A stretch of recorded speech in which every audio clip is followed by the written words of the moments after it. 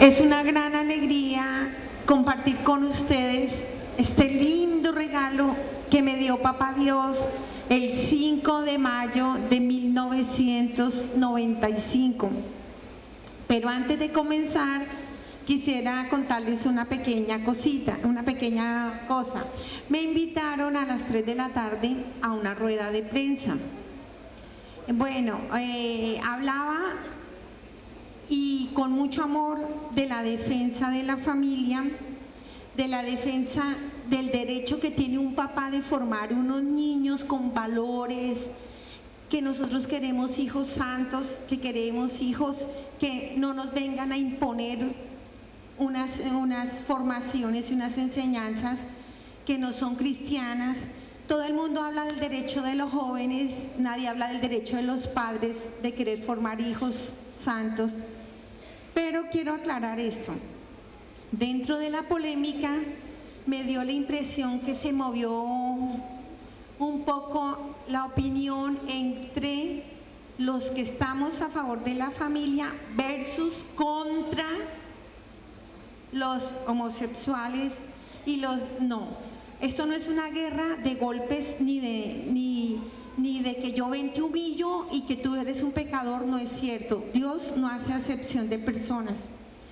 Yo les decía, aunque no quedó grabado, no sería cristiano que yo dijera que yo estoy peleando o estoy en contra de los homosexuales. Les dije, los amo en el amor del Señor, infinitamente los amo, por gracia de Dios, oro para que ellos y yo nos convirtamos, pero eso no me quita el derecho de defender mis valores cristianos y defender la familia, defender a mis hijos. Yo no quiero que mi niña, porque ya se ve en muchos países donde llegó esta ley, a una niña en prekinder ya le hablan del tipo de relaciones sexuales, hombre-mujer, mujer-hombre, hombre-hombre, mujer-mujer, y orgías como parte del desarrollo de la libre personalidad. Entonces, este es mi punto, y un punto cristiano de mi convicción, de mi propia experiencia, porque fui una mujer abortista donde defendía estas cosas.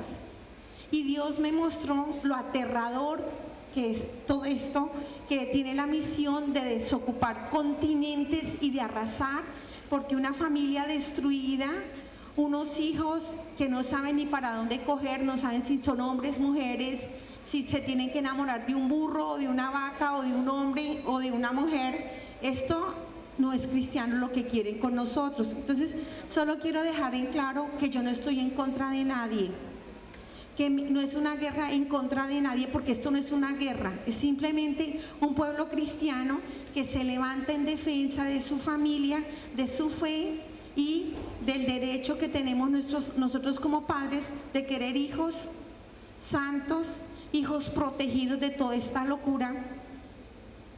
Cuando he andado en Europa me entristece ver cómo el continente se ha ido desocupando de europeos y se ha ido llenando con niños de otros países, porque ve uno una población europea muy intelectual, muy inteligente, pero relativamente anciana, y no ve uno lo que sigue, los niños.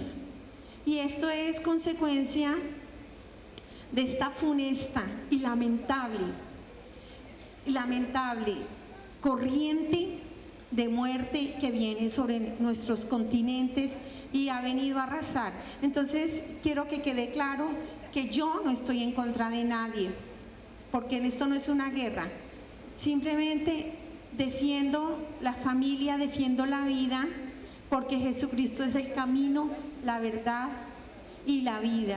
Y es un llamado también, perdónenme, humildemente les digo, que nos levantemos de nuestra indiferencia para defender nuestra familia, porque un católico dormido es el tibio que Dios vomita. Bueno, empiezo con la experiencia que Dios me dio. ¿Y por qué yo digo esto? Yo no lo digo porque me dio la locura de decirlo, es porque lo viví y no quiero que ustedes, ninguno de ustedes, pero nadie vaya a pasar por donde yo pasé. Eso es lo que yo más le ruego al Señor. Mire, yo todos los días le hablo a Jesús y le digo, Señor, ten piedad de nosotros, ten piedad, ayúdanos, que no nos condenemos, que no nos dejemos desviar, que podamos mantenernos firmes, firmes en la fe. Cuando a mí me cae, voy el 5 de mayo del 1995 en la Universidad Nacional en Bogotá, va la famosa doctorcita que se cree muy inteligente, tan inteligente que ya no cree en Dios en ese instante. Yo creía que nosotros éramos animales evolucionados, que el cuentico del infierno y de Jesucristo se lo habían inventado los curas, los sacerdotes, para manipular al pueblo. Que eso, bueno, esta es Gloria, ¿no? La inteligente, la que cree que sabe más que los demás, que porque estudió un poquito más se le sobraba el cerebro y creía que tenía la razón y que la iglesia y todo el mundo estaba equivocada.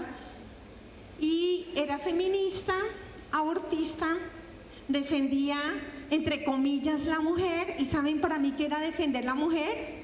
Decirle, si tu marido te pone los cachos, no te dejes, dobles cachos para que vea lo rico que es.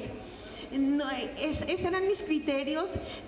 No, deja a tu marido, consíguete otro, tú eres bonita, para eso tienes dinero, para eso has estudiado. Ya no vamos a ser igual de brutas a las abuelas, a las mamás, que mientras los maridos le ponían los cachos, ellas hacían el rosario. No, eso ya se acabó.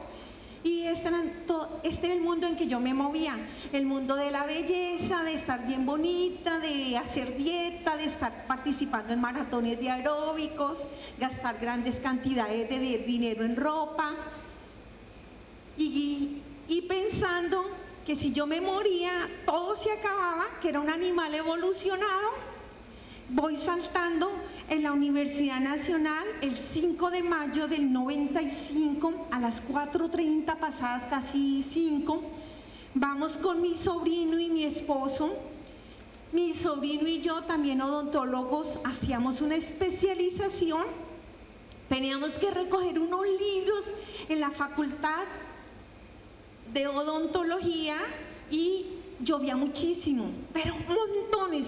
Pero si nosotros no llegábamos a las 5 a la facultad, ya no nos entregaban los libros. Mi sobrino me coge del brazo, yo cojo un paraguas. Aquí tengo 2 anillos de diamante que abrazan el metal del paraguas.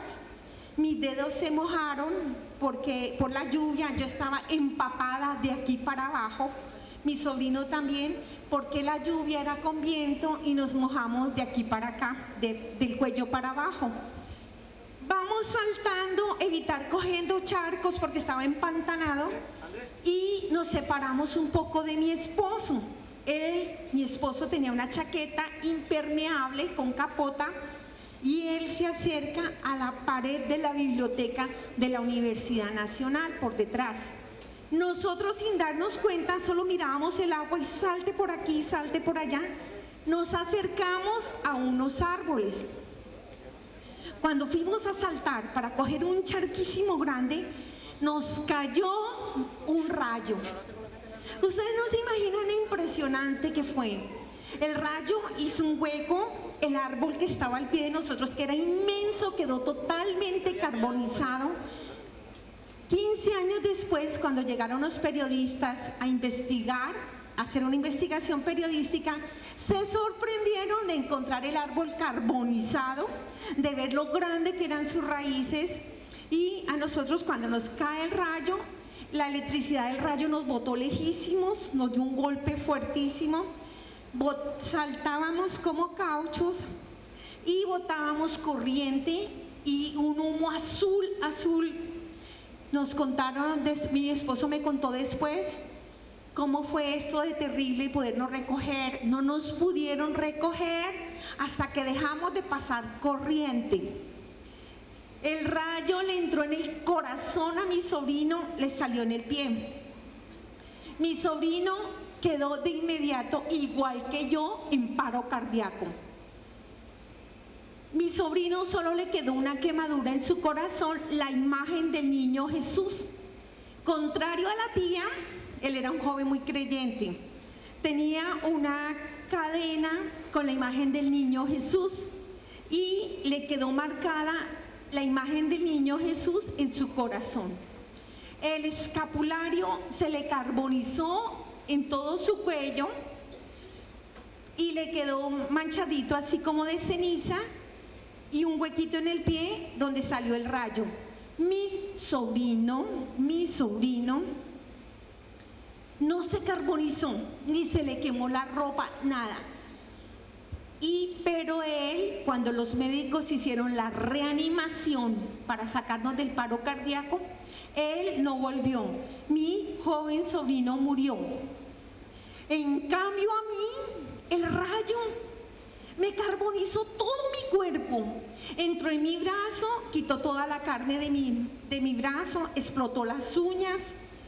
Las autoridades dijeron que el metal de la paraguas con el anillo, con los diamantes, habían atraído el rayo sobre nosotros. Y la cadena de mi sobrino también atrajo el rayo sobre nosotros. Esa fue como quedó en la fiscalía el resumen de la muerte de mi sobrino. Me quitó todos los senos, tan orgullosa de mis senos. Mire, yo los mostraba a todo momento. Yo decía, pues si he hecho tantos aeróbicos, si he aguantado tanta hambre, si he hecho tantas pesas, y pues los tengo como chéveres porque los voy a esconder. Siempre los andaba mostrando. Entró el agua, tenía un brasier con una varilla metálica gruesísima. Esa varilla no dejó circular el agua.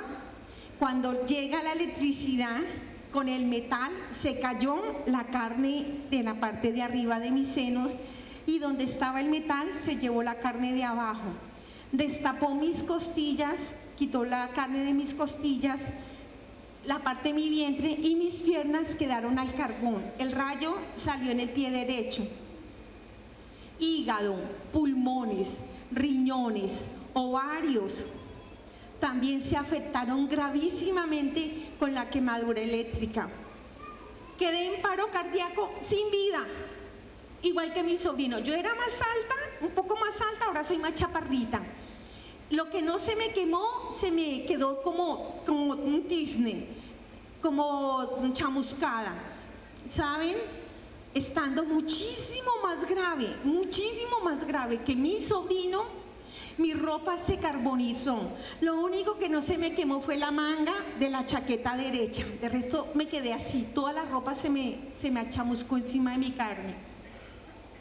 Estando más grave que mi sobrino, cuando los médicos hicieron la reanimación, Papá Dios me devolvió, mostrando que Él es el único dueño de la vida, donde las lógicas humanas no funcionaron. El joven, el que no se quemó externamente, el que no se veía ninguna quemadura grave, no volvió. Está en la presencia de Dios. Estando yo tan carbonizada, nuestro Señor me devolvió a mí. Me llevaron al Seguro Social, empezaron a raspar los tejidos quemados. Hice un segundo paro cardíaco porque mis riñones tampoco volvieron a funcionar. Mis pulmones tenían mucha agua por un derrame terrible pleural y mi corazón hizo paro.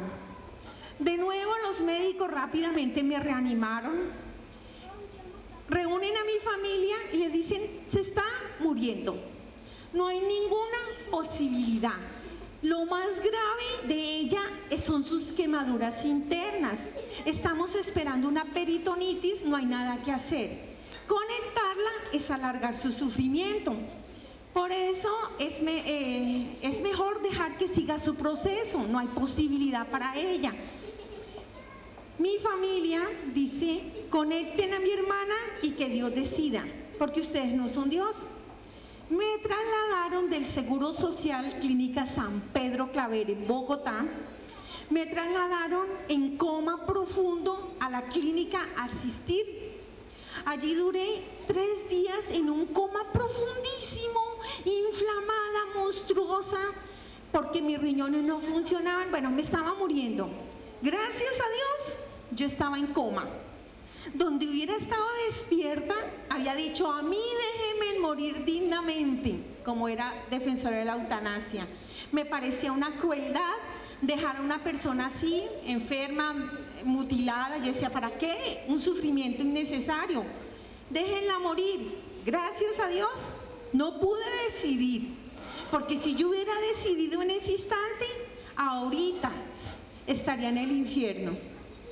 Pero gracias a Dios mi familia escogió por mí.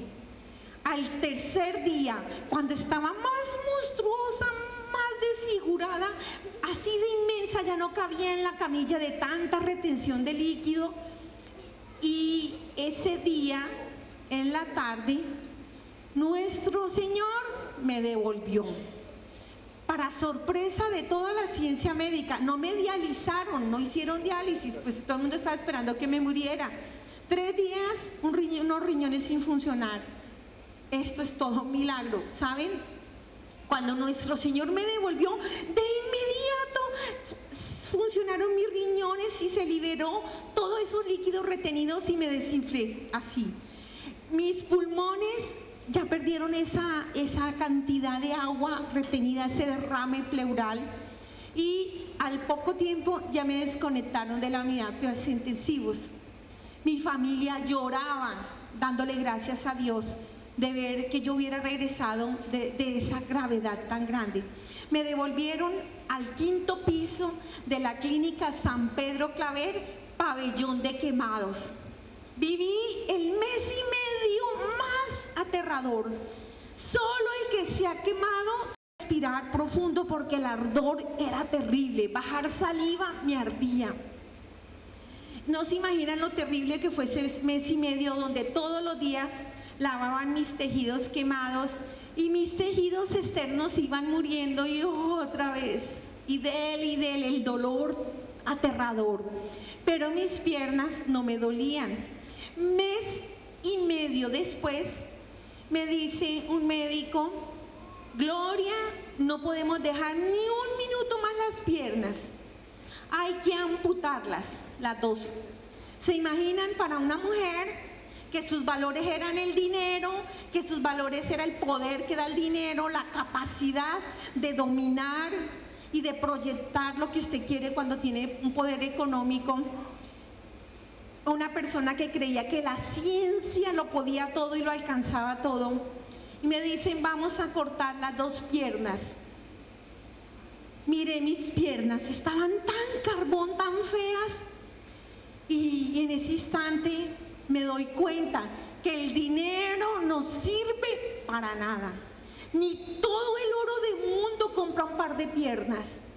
Me di cuenta que la ciencia no era Dios como yo la tenía, porque la ciencia me contestaba con amputación. A mí, que me encantaba el baile, el aguardiente, yo anestesié mi vida con mucho alcohol, que era lo único que no me desmedía cuántas calorías tenía con el alcohol, porque yo decía: como bailo harto y sudo, quemo las calorías del aguardiente. Lo único que yo no me bailaba eran los funerales. De resto, a todo momento quería estar bailando. Me hacía 3 horas, 4 y a veces hasta 5 de aeróbicos. Participaba en maratones. Y me dicen: vamos a cortar las 2 piernas. ¿Saben? Yo le grité al Señor: Señor, por favor, no me cortes las piernitas, Señor. Déjamelas, aunque sea para medio caminar. Así nunca más vuelva a bailar, así nunca más vuelva a hacer aeróbicos. Déjamelas, Señor, para medio caminar. Fue un gran milagro que hace el Señor. Todos fueron grandes milagros. Mis piernas perdieron el color carbón, se pusieron rojas, me empezaron a doler y a arder. Me pasaba corriente, una corriente terrible, me pasaba electricidad por mis piernas. Los médicos no podían creer cuando ellos vienen a examinarme y me ven con inervación, con circulación, y aquí me quedaron mis piernas. Como pueden ver, ya no camino como la gansa elegante que se creía, pues mucho café con leche, no.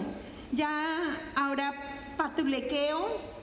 Ya tengo que usar bota de caucho. Es lo único que me quedó, la bota. Si yo no uso bota, si no uso bota de caucho, me pasa corriente y me caigo, me enredo. Obviamente pasé silla de ruedas, caminadores, OTPs, bueno, pasé por una cantidad de cosas hasta que finalmente terminé en mis botas de caucho. Si ustedes un día me ven en una fiesta elegante con vestido largo y tenis, ya saben por qué es. No puedo usar ningún otro zapato porque me pasa corriente. Esto es lo físico. Salí del hospital sin senos, con un hueco horrible. Las costillas no se querían llenar de carne, era aterrador. Un hueco aquí horrible en esta parte y un hueco sobre todo en esta parte izquierda, y salía agua, sangre, me ardía por año y medio. Me habían dicho para volver a la reconstrucción de mis senos, para volver a la plástica, pero como era tan terrible el ardor, yo no quise volver. Año y medio después me entré a bañar y ustedes no se imaginan cómo lloré de alegría cuando me vi esta carne. El Señor llenó ese hueco que parecía un vaso, la cicatriz que estaba dentro de ese hueco quedó afuera, llenó de carne mis costillas y Dios puso esta carne que ustedes ven aquí la puso Dios. Toda esta carne, no me quedaron sino unas pequeñitas cicatrices. Para semejante gravedad, tener esto no es nada. Claro está que esto fue 15 años después. Antes era aterrador. De todas maneras se veían unas cicatrices así horribles. ¿Y saben por qué Dios me puso senos y me puso carne aquí? Porque imagínense que yo no tenía periodo. Porque mis ovarios con el DIU, que ustedes saben que es como una T de cobre, a pesar de ser un plástico recubierto, la electricidad pasó por ese cobre y la palabra literal, textual del médico, después de que yo ya salí de toda esta gravedad, fue: Gloria, sus ovarios quedaron como uvas pasas. Nunca más va a volver a tener hijos. Pues saben, con ovarios quemados, sin periodo, papá lindo me regaló una hija. Estaba esperando bebé. Tuve mi bebé.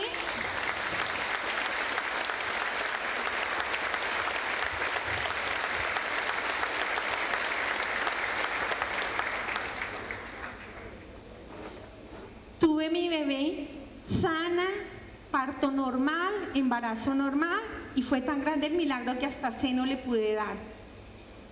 Esta fue la parte física, pero ¿saben qué es lo más lindo? Y les pido perdón porque no hay palabras humanas para describir esto. Cuando yo voy saltando y me cae ese rayo, me viene un amor, en una paz, en una felicidad, en un gozo, en una plenitud indescriptible. Estaba libre del tiempo, libre del espacio, en un gozo. Veía mi cuerpo carbonizado, pero también veía a toda la humanidad al mismo instante, pero no las veía solo en su exterior, les veía hacia el interior de ellas, veía sus pecados, su vida, en un instante, porque era tanto el amor que llegaba sobre mí como si fuera un fuego vivo, como si fuera un agua viva, y esos rayos de amor salían de una luz inmensa como un sol blanco, pero de un blanco que nada humano se puede describir. De esa luz bajaba esos torrentes de amor y una sabiduría por encima de toda inteligencia humana. En esa plenitud de amor yo abrazaba a todas las personas. Yo quería que la gente sintiera ese amor tan grande que a mí me inundaba. Pero nadie me sintió. Solo mi hija, la mayorcita, fue la única que sintió cuando yo la abracé. Ella se asustó, no me vio, pero sintió ese amor tan grande. en esa plenitud de amor, de comunión. Todo sucedió así, en un instante, no con tiempo ni con espacio como yo cuento, no, todo así, sin tiempo, allá, así, todo en plenitud.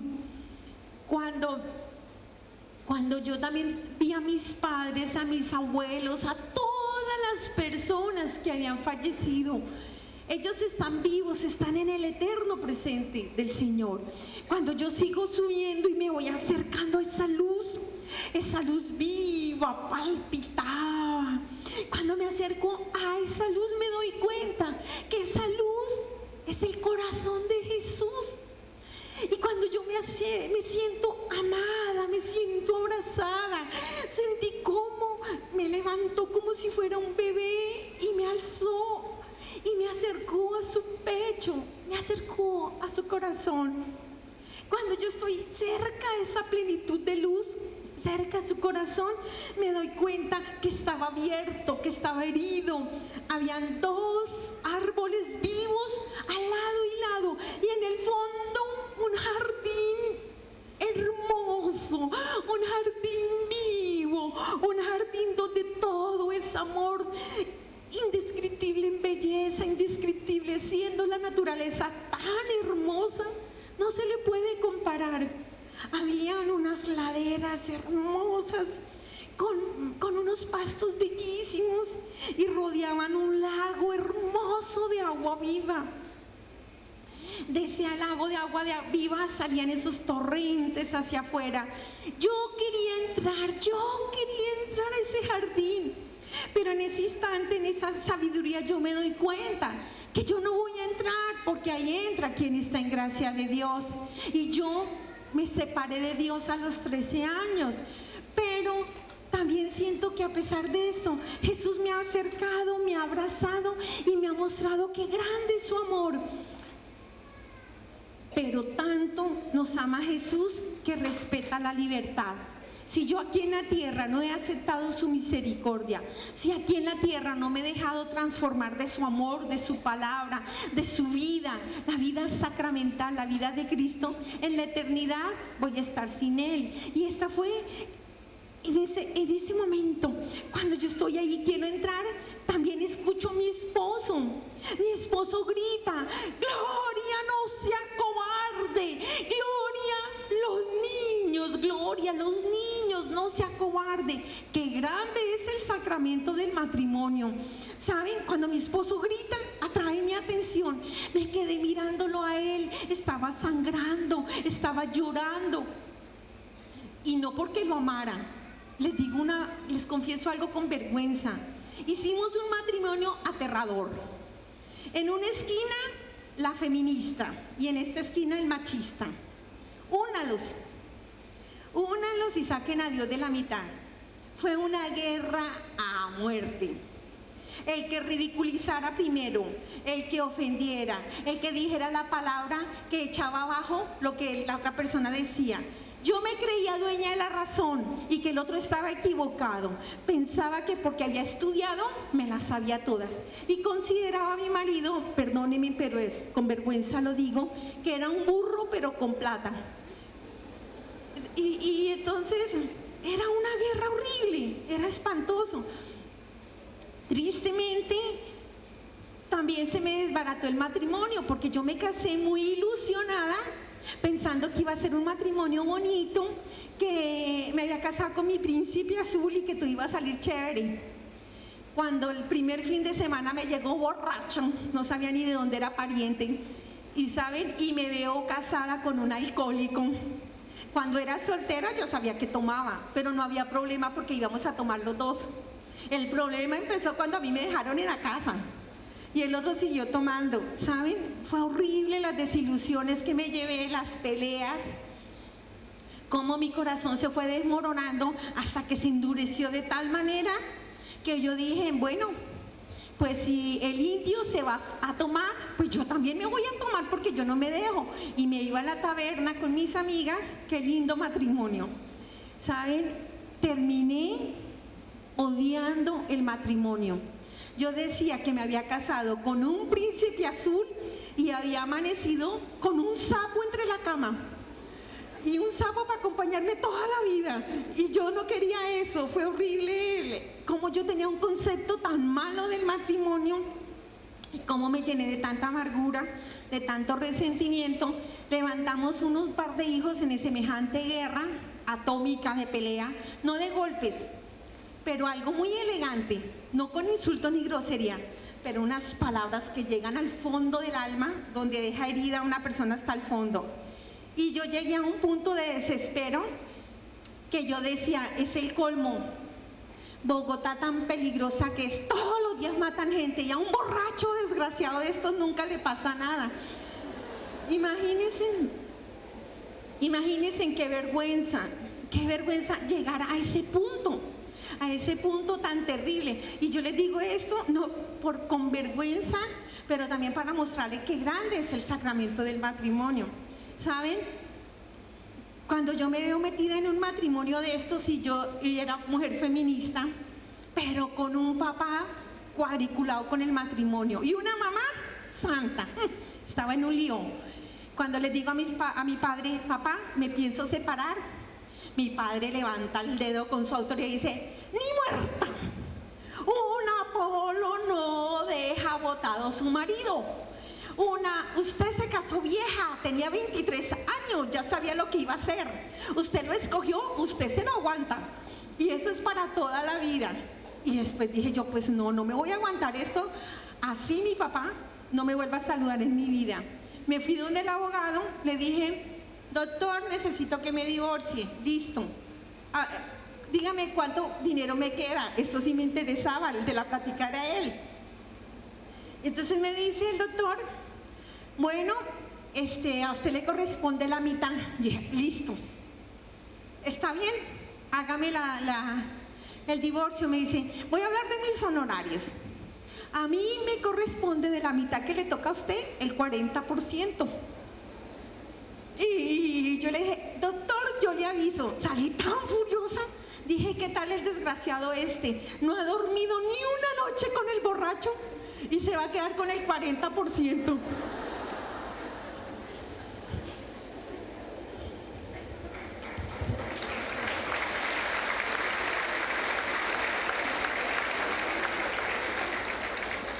Yo dije, pues no, me lo aguanto y punto. Resulta que la guerrilla vino y sacó corriendo a mi marido y se le cayeron unos millones, se le acabó lo que me tenía enamorada, el dinero. Y ya me disponía a separarme. Tenía la crisis de la separación porque mis hijos no querían quedarse sin papá cuando me cayó el rayo. Por eso, cuando veo a mi esposo llorando, no te vayas, no me dejes, los niños, pues me sorprendió. Él decía que yo era una combinación de pantera con anaconda y no sé cuántas cosas. Y que iba a hacer una fiesta el día que me viera en el funeral. Y entonces pues me quedé aterrada y es que llorando por mí, no iba a hacer una fiesta. ¿Saben? Cuando él llora y él grita, a mí me devolvieron. Cuando me devolvieron, qué dolor, yo no me quería venir, no me quería venir. ¿Quién se quiere venir de esa paz, de ese amor, de esa felicidad? Pero me devolvieron. Encontré mi cuerpo sin vida. Los médicos luchaban para sacarme del paro cardíaco. Llegué y puse los pies aquí, en esta parte de mi cabeza, cuando sentí como un jalón y entré en mi cuerpo, con violencia entré en mi cuerpo y tan pronto entré, mi cuerpo saltó sobre la camilla. Qué aterrador dolor, qué aterrador ver mi cuerpo desfigurado y el dolor. Me hicieron una pregunta y fui a hablar y boté un montón de humo azul así de adentro. ¿Saben? Pero yo tuve una segunda experiencia. Y esta segunda experiencia la tuve en el segundo paro cardíaco. En ese segundo paro cardíaco, de nuevo veo a los médicos luchando por mí, bregando a sacarme del paro cardíaco. Cuando de pronto empiezo a ver cómo de las paredes del quirófano se brotaban un montón de personas con una mirada de odio, un odio vivo. En ese instante busqué una explicación científica. Estoy alucinando. La falta de oxigenación me tiene bien. Bueno, me hice el cuadro clínico de la hipoxia y todas esas cosas. De nada me sirvió. De nuevo sobre mí llegó esa sabiduría por encima de toda inteligencia humana.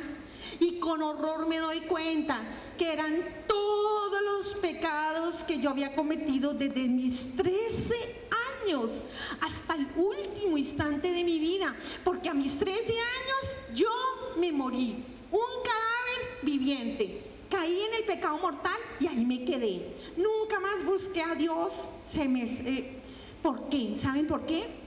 Porque me encontré en medio de unas chicas en Bogotá. Yo venía de la provincia, y estas chicas hablaban que ser feliz es ser alcohólico. Qué triste cuando un joven dice, es que soy feliz y me emborraché. Qué triste cuando un joven dice que eso es ser feliz. Y yo caí en ese cuentico. Alcohol, cigarrillo, ver películas de pornografía, escuchar las experiencias sexuales de mis amigas. Ay, cómo me sentía de grande, ya me sentía pues la que sabía todo. Empecé a conocer los condones, y estoy hablando de mi época, medio siglo encima, no estoy hablando de cualquier cosita. Y en mi época ya las amigas mías, como tenían tanto dinero, traían los condones sus mamás de Estados Unidos. Y ¿saben cómo nos sentíamos de chévere en un colegio de monjas cuando salía el profesor inflando los condones como si fueran unos globos y ponernos a jugar allá en el salón? Y cuando llegaban las monjas, corre a esconderlos y ríanos. No, pues qué avispadas, vivísimas. Pues ¿saben? Yo era una niña sana que me había levantado en unos valores cristianos.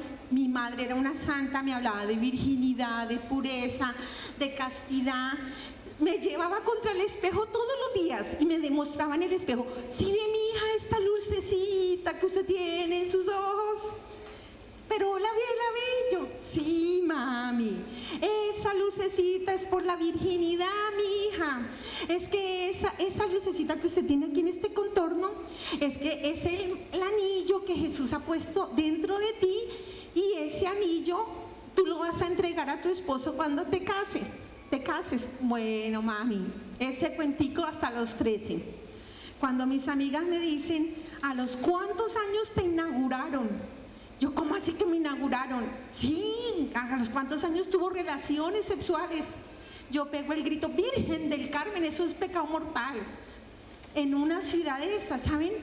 Me ridiculizaron, se burlaron de mí, dijeron, ¿quién le enseñó eso? Yo dije, pues mi mamá. Y dígame, ¿en qué universidad estudió su mamá? Yo le dije, pues en la escuela del pueblo hasta el 3º de primaria. Me dicen, con razón, tras de montañera bruta, su mamá, mire lo que le enseña. ¿Qué va a ser pecado? Miren, y es cuando empiezo a enterarme que tenían relaciones, que usaban condones, que se acostaban con sus amigos, con sus primos, que era chévere, que era bacano, que gozaban de la vida. Qué tristeza. Qué mentira la de Lucifer, decir que ser joven es ser esclavo de sus genitales y estar embrutecido con la música día y noche, escuchando música rock. En mi época era una música de unos cantantes que habían pactado con el diablo y lo decían públicamente, y decían que muerte a Jesucristo y no sé qué. Pero mis amigas me regalaron, no como los jóvenes que se meten una cosita aquí, no, el mío era una arepota así de grande, un aparato así con unos cosos aquí, y uno todo el tiempo era escuchando esta música. Esta fue la juventud de Gloria Polo, una niña que llegó con valores morales y cristianos, y en menos de un año pensaba que ser joven era ver películas de pornografía. Cuando fui a ver las películas de pornografía se me abrió un mundo distintísimo. Es distinto que a ti te cuenten y se te abre el morbo, la curiosidad a que tú veas esas aberraciones. Viendo todas esas aberraciones, ustedes se imaginan cuántos espíritus inmundos entraron a mis ojos, a mi mente, a mis hormonas, y cómo llegaron cosas como sueños eróticos, de desórdenes sexuales, de masturbaciones y una cantidad de deseos, pero gracias a la oración de mi mamá, cuando mis amigas me decían, acuéstate con mi amigo, acuéstate, te conoce qué, porque tú eres una vergüenza en el grupo, tú eres la vergüenza, y yo era vergüenza porque era virgen, yo era la de esconder en el grupo porque era virgen, me hacían sentir tan mal. ¿Qué capacidad tiene el barro de cogerte a ti y revolcarte y perder tu propia identidad? Perdí mi identidad, ya no pensaba por mí mismo, pensaba lo que pensaba el grupo, y había una líder, y la líder era la que nos manejaba a todos y todos nos dejamos arrastrar. Tristemente, acompañado de todo este bloque, vino ir a la brujería, a la adivinación, andar en las cartas, en astrología, y empieza un camino de ocultismo. Y cuando uno va a la brujería, saca su vida de las manos de Cristo, se las entrega al diablo. Así fue en mi vida. Cuando yo fui a esas tinieblas y me adivinaron, me quedé enredada ahí. Me encantó y me hice un posgrado con el diablo desde mis 13 años. Adivinación, astrología, meditación trascendental, viajes astrales, podía salir de un lado para otro, veía con el tercer ojo, todos los libros de moda, todo lo raro que hubiera, ahí estaba yo. ¿Saben? Creí en reencarnación. Cuando yo creía en reencarnación, leía todos esos libros y los daba por cierto. Y ¿saben? Cuando yo creía en reencarnación me volví vegetariana, porque me daba miedo. ¿Qué tal una abuela mía hubiera reencarnado en una gallina y yo me la estuviera comiendo? O que reencarnara en una vaca. Y saben, todo este camino me lo hice. Cuando yo llegué a un grado, eso se llama luciferismo, cuando llegaba con el poder de la mente y doblaba una cuchara, uy, cómo me sentía de poderosa. Cuando lograba atravesar paredes y mover objetos, no, me sentía pero así, súper importante, súper poderosa. Cuando miraba con los ojos cerrados y veía con el tercer ojo, y ese tercer ojo caminaba a buscar lo que yo quería, qué grande me sentía. ¿Saben? Eso se llama luciferismo. No era mi poder mental, era Lucifer que cohabitaba conmigo porque yo le abrí las puertas, y esos poderes no venían de mi poder mental ni de nada de mis esfuerzos, venían de él. Esa fue la niña que llegó a Bogotá con un deseo de cambiar al mundo, con un dolor de prójimo y con un amor grandísimo a Dios. En un año de esa niña no existía nada. Cuando vi las primeras lágrimas, cuando se da cuenta mi amiga que está esperando bebé, no funcionó el condón. Y saben, en mi época el condón no era como ahora, parecía un neumático de carro, eran gruesísimos. Y sin embargo, a pesar de eso, mi amiga quedó esperando bebé. En la época mía era abominable, monstruoso pensar que una mamá fuera capaz de matar a su hijo en las entrañas. No era posible, las mamás eran buenas, amaban a sus hijos, se morían dando a luz por cuidar a sus bebés. Y mi mejor amiga, su mamá la llevó, pagó una fortuna al ginecólogo y el ginecólogo le mató al bebé. Y llega el trauma posaborto.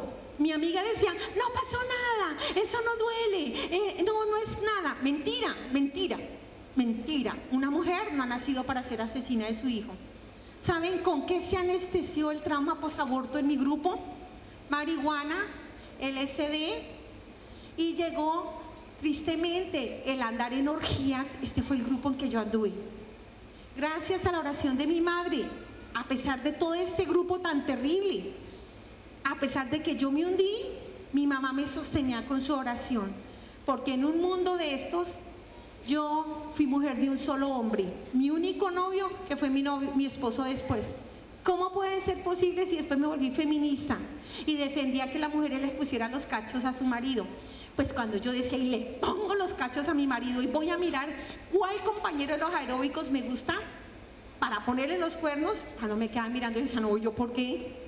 Yo no voy a entregarle mi cuerpo para que se goce. No, yo valgo más. Y no, nunca lo hice, pero Dios me mostró que esto fue por la gracia de la oración de mi madre. Pues saben que vino a mis 13 años, no solo todo este mundo de locura que arrastra uno después sobre las espaldas, todos estos errores de juventud. vino algo terrible, peor que todo eso. ¿Y saben qué fue lo peor? Nunca más me volví a confesar sacramentalmente. Jamás. Yo decía igual que mis amigas, no me voy a confesar con un hombre más malo y más pecador que nosotras. Imagínense lo santas nosotras, que no nos íbamos a confesar con un sacerdote más malo que nosotras. Nunca más me volví a confesar.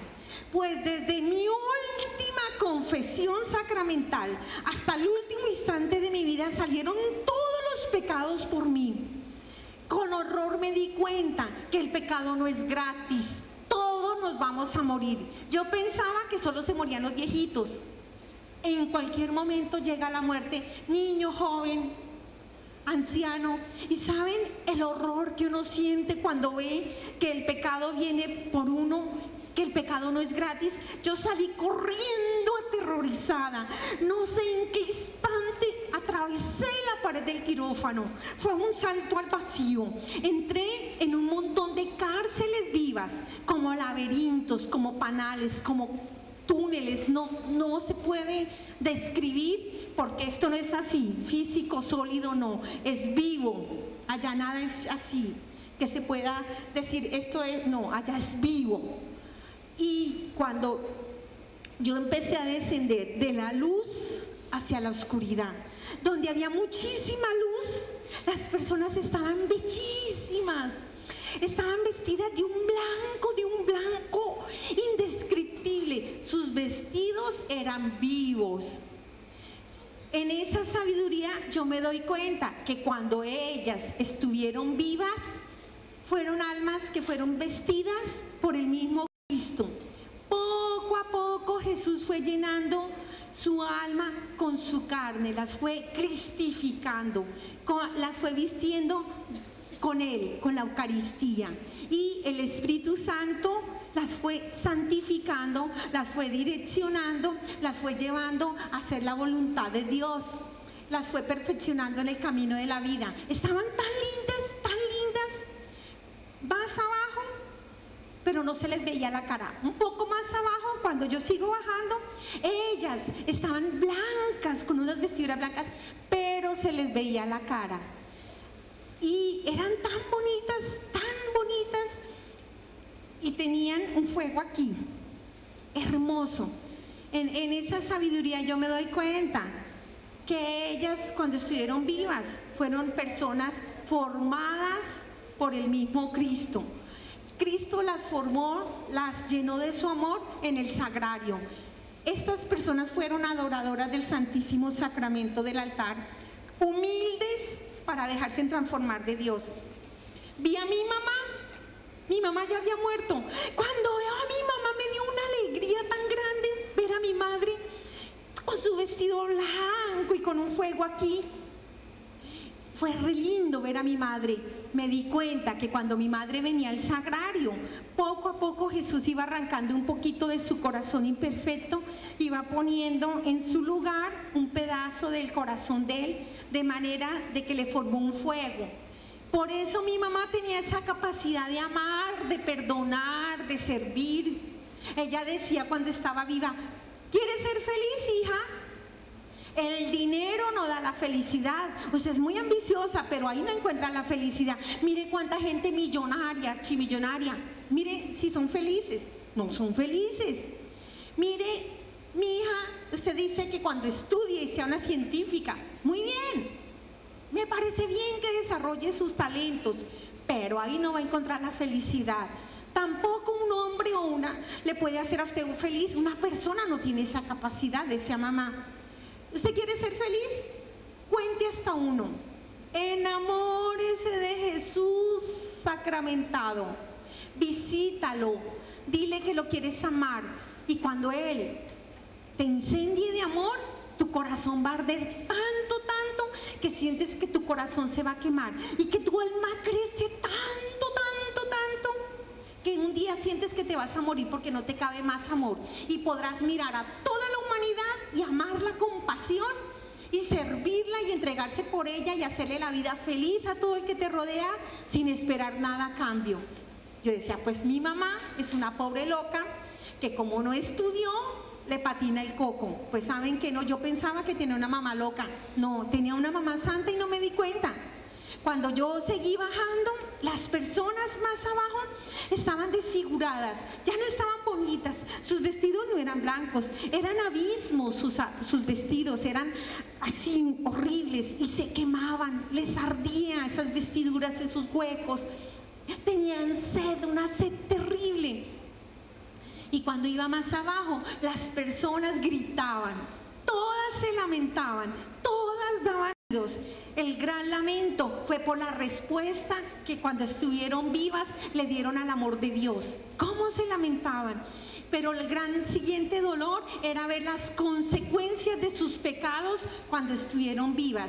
Cuando yo peco, el pecado no se queda en mí. Cuando yo peco, me descompongo, porque el pecado es una criatura viva que entra a habitar dentro de mí. Y cuando yo peco, el pecado no se queda en mí. ¿Saben qué vi yo cuando empecé a pecar? Le dije a Jesús, Jesús, fuera. No te quiero aquí dentro de mi corazón. Yo quiero vivir aquí. ¿Y dónde vivía? En el mundo del alcohol, en el mundo del vicio, de la prostitución. Yo quiero vivir acá, pero sí necesito que me des dinero y todo me salga bien. Una triste relación con Dios. Saqué a Jesús. Cuando me hundí en el mundo de las tinieblas, ahí no me dejó el diablo tranquila. Bueno, mijita, claro, el pecado ofrece deleites, el pecado se ofrece chévere, anestesia los sentidos. Pues me hundí en el pecado. Miren un ejemplo, mi mejor amiga me vendió a la brujería. A mí me gustó. ¿A quién me llevé? A mis hermanas, a mis primas, a mis cuñadas. Ellas, ¿a quiénes se llevaron? A sus amigas, a sus parientes, a sus familiares. Ellos, ¿a quiénes se llevaron? A sus amigas. Y eso es lo que uno ve en la eternidad. En la eternidad uno ve la huella que uno deja en la eternidad. Cada persona con la cual uno tuvo que ver en la vida va a ver, la humilló, pasó de largo a su sufrimiento, la maltrató, jugó con sus sentimientos, no ayudó a construir un mundo mejor, no compartió, porque es muy fácil decir, Dios la bendiga, su merced, pero voy a hacer un rosario para que no le duela la barriga del hambre que tiene, que nadie se meta con mi bolsillo, que nadie se meta conmigo para compartir y dar. Allá uno ve todo eso porque no hay tiempo, es una huella en la eternidad. Las personas se lamentan y lloran por el bien que iban a hacer y no hicieron, y por el amor que iban a dar y no dieron. Cuando yo sigo bajando, porque yo no me podía quedar, ¿ustedes se imaginan lo aterrador? Querer devolverse y no poder. De nada te sirve la fuerza mental, el poder de tu mente, nada. Yo seguía bajando. A medida que bajaba era un olor horrible. Era espantoso ver y cómo estaban tan desfiguradas las personas que ya no parecían personas. Habían personas que estaban desfiguradísimas, casi parecían animales. Cuando llego a unos pantanos, veo a esas personas gritando y quemándose en esos pantanos. Yo me di cuenta que estas personas, cuando estuvieron vivas, entregaron el templo del Espíritu Santo para la prostitución, para la aberración, buscando solo placer sexual, sin importar vencer o romper cualquier límite. Para mí fue aterrador ver el sufrimiento de ellos. Pecar contra el templo del Espíritu Santo es terrible, ya sufren muchísimo. Pero los que más terriblemente gritaban, los adúlteros. Uy, ¿cómo gritaban esos pobres adúlteros? Cuando gritaban yo sentí un dolor aterrador. Yo que destruí tantos matrimonios, que convencí a tantas amigas mías que abandonaran a sus maridos y se consiguieran otro hombre. Me doy cuenta lo terrible que es el matrimonio, meterse uno por delante para destruirlo. El hogar es santo. ¿Y saben por qué? Entran dos personas a la iglesia y salen tres. Se forman una trinidad. ¿Quién es la tercera persona?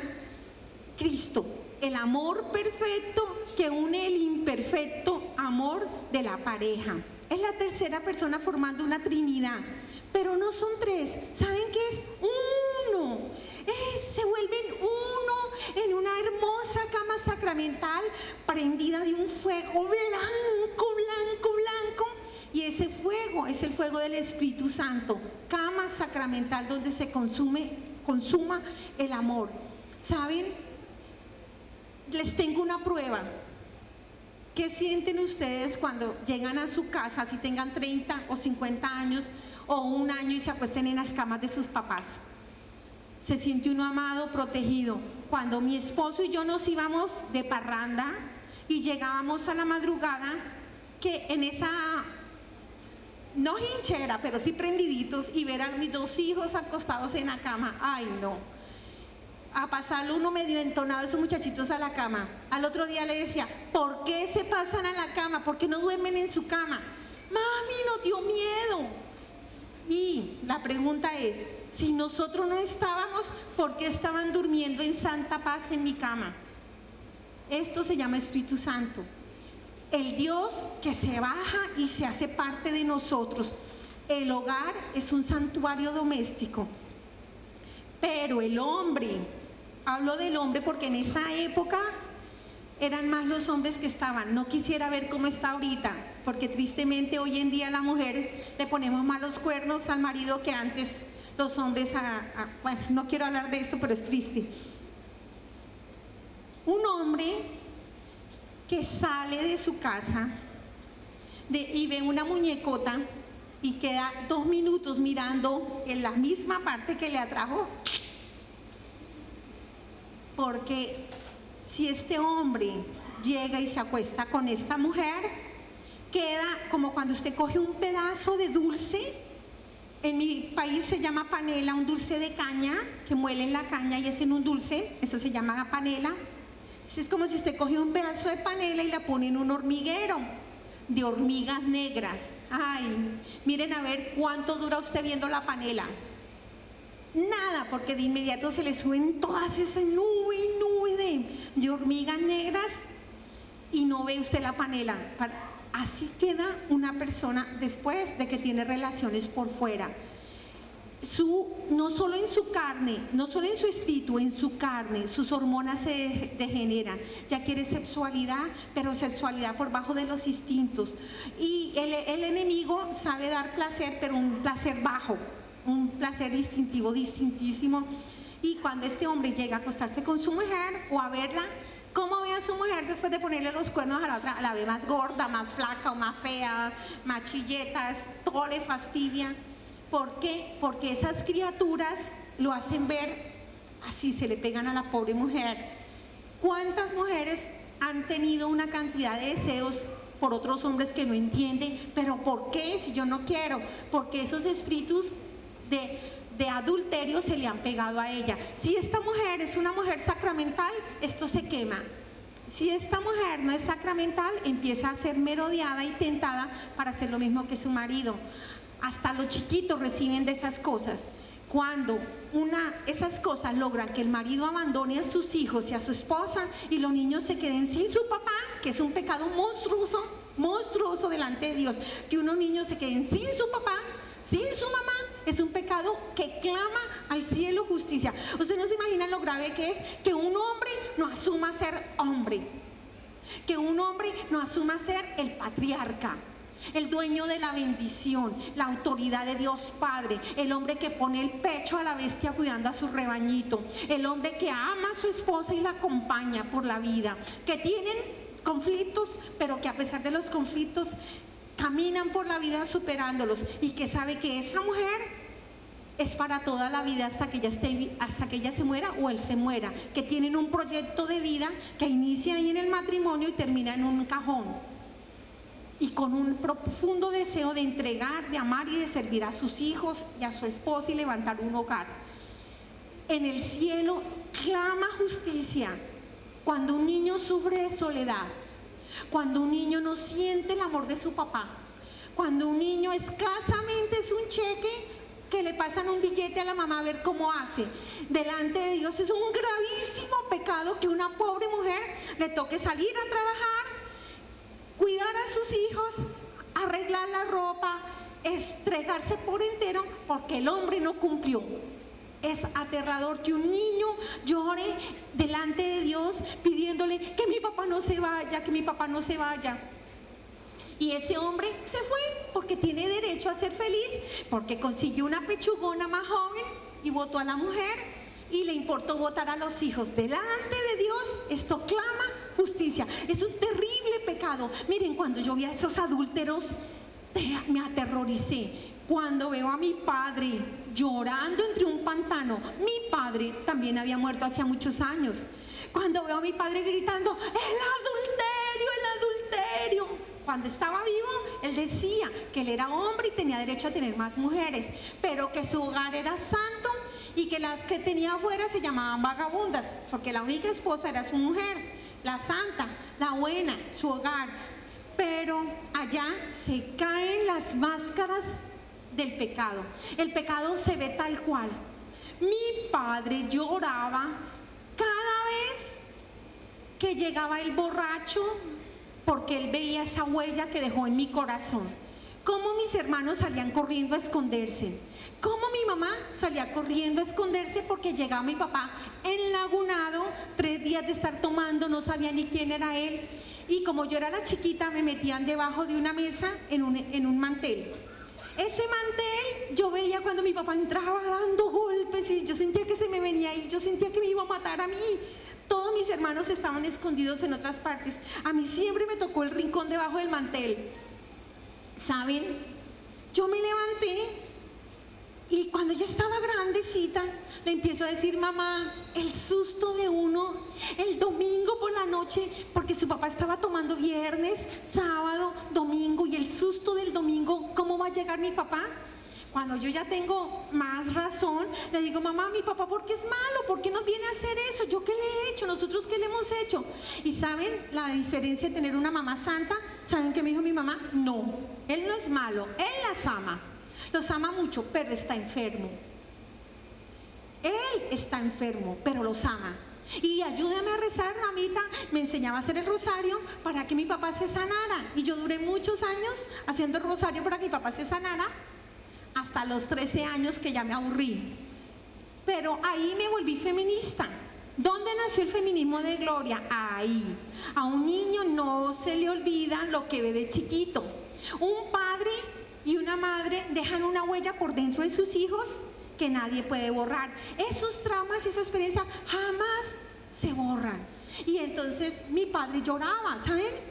Cada vez que mis hermanos se emborrachaban, cada vez que mis hermanos se gastaban el dinero del bienestar de su familia, el dinero, si tenían mucho dinero, también era el dinero del bienestar de la sociedad, el dinero de la caridad, se gastaba en borrachera. Mi papá lloraba, pero mi papá se quemaba, y se quemaba así por dentro, se quemaba ardiendo de dolor cada vez que mis hermanos se acostaban con otra mujer que no fuera su esposa. El hogar es santísimo. Cuando yo estoy viendo todo este horror, yo seguía bajando porque no me podía quedar. Escuché cuando mi padre decía, gracias, Señor, por esos 38 años de oración de esa santa mujer que me diste por esposa. Yo me convertí. Mamá oró 38 años por mi papá. Yo le decía, mamá, no sea mensa, póngale los cachos, desquítese, no se aguante, échelo, bótelo. Mi mamá decía, no, mija, yo quiero ir al cielo, pero me quiero llevar a su papá conmigo. Yo estoy orando para que su papá se convierta y para que todos los hombres adúlteros se conviertan. Yo jamás ensuciaría aquí mi cuerpo. Yo no me entregaría a la prostitución, hija, no es que aquí habita Dios. Siempre me pareció mi mamá una mujer sin dignidad. Me pareció que era una mujer sin orgullo. Hasta que ahí entendí que gracias a eso, 8 años antes de morir papá, mi papá empezó a cambiar. Poco a poco la oración fue entrando. El papá que tuvieron mis 4 hermanos mayores y después descansaron 6 años y vine yo, no fue el mismo papá que tuvieron ellos. Porque a mí ya me tocó un papá un poco distinto porque la oración había entrado. 8 años antes de morir papá, mi papá se arrepiente, se confiesa, y cuando se confesó mi mamá lloraba y le daba gracias a Dios, alabado seas Jesús. me has dejado ver la conversión de mi marido antes de morir, gracias Señor que no lo merezco. Y yo le decía, ¿qué le ves? Si ya está cuchito ni podrá andar por allá loqueando. ¿Qué viene a decir usted? Pero ahí entendí la grandeza de una mujer santa como mi mamá, pero yo seguí bajando.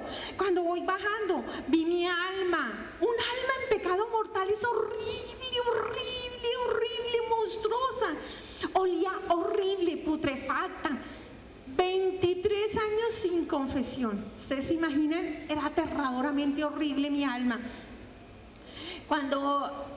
¿Cómo olía de feo? Un alma en pecado mortal es horrible, el olor es pavoroso y uno no puede huir porque tiene adentro eso.